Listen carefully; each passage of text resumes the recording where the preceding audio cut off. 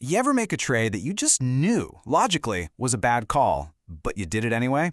Or maybe you sold a winning stock way too early just because you got scared.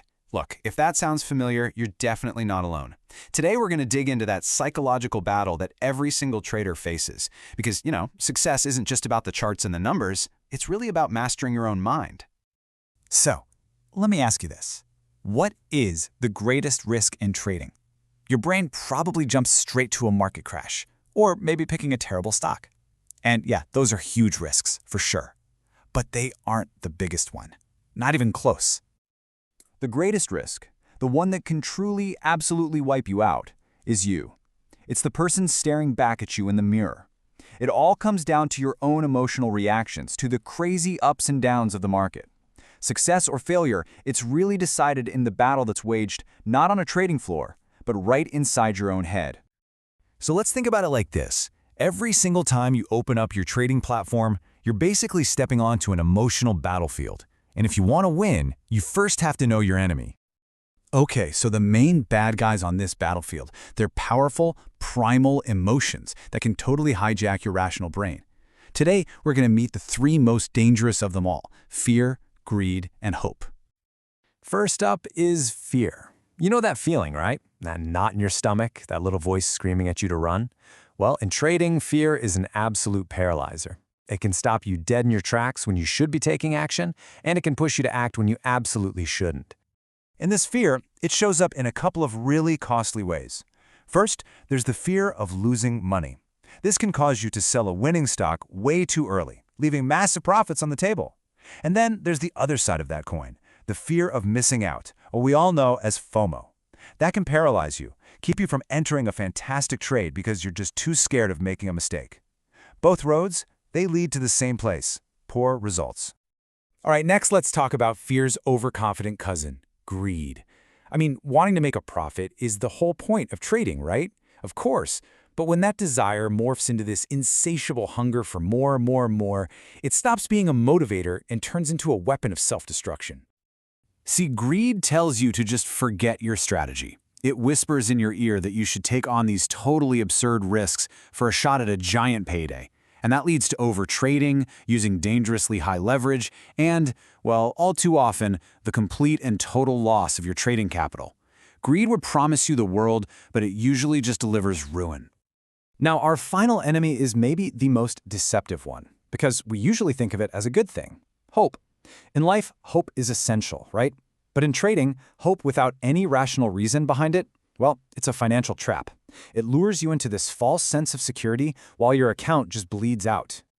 So here's where it gets dangerous. When a trade goes against you, logic and your pre-made plan should be telling you when to get out.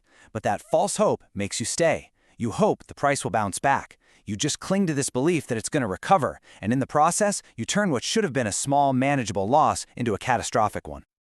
Okay, so we've met the enemies, and I know it sounds pretty grim, but here's the good news: they can be managed. It's time to open up the Trader's Toolkit and learn how we can master this inner game. The perfect antidote to emotional, chaotic trading is systematic, rule-based trading. Look, you're never going to completely eliminate emotions. We're human, but you can build a framework of rules that's so strong that your emotions just can't break through and take the wheel. And this framework is built on 4 pillars. First up, self-awareness. This means keeping a journal, figuring out what triggers your greed or your fear. From there, you build a trading plan with written, non-negotiable rules for every single decision, like I will only trade setups that meet criteria A, B, and C.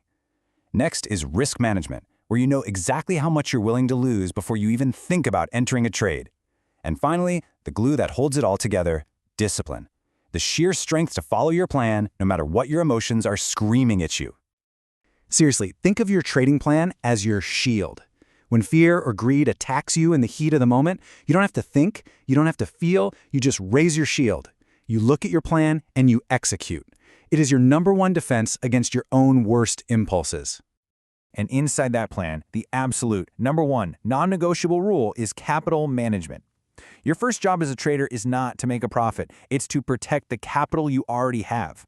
A core rule might be something simple like, I will never risk more than 1% of my entire account on any single trade. That's it. That rule, all by itself, will keep you in the game. Now, beyond those core pillars, your arsenal needs a few more tools. Managing stress through stuff like exercise or meditation is huge. So is keeping a positive mindset and always being open to learning more. You also have to truly accept that losses are just part of the deal. They're a cost of doing business, not some personal failure. And this is crucial. You have to practice. These are skills, and just like any skill, they take constant repetition to really master. So, as we start to bring this all together, it becomes really clear. The path to being a successful trader, it isn't about finding some secret indicator or a perfect magical strategy. It's all about winning the inner game. This right here is the ultimate takeaway. You are going to have losing trades. Every single successful trader on the planet does. Loss is a certainty. But what's not certain is whether you learn from it. Do you analyze your mistake, learn the emotional lesson, and actually get better? Or do you just blame the market and then do it all over again? That choice, that's what separates the winners from the losers. And really, that's what it all comes down to. The market is going to do what the market is going to do. It's chaotic, it's uncontrollable. The only variable you have absolute power over is you, your preparation, your rules, your discipline. So the final question isn't really about the market. It's about that person in the mirror. Can you control yourself?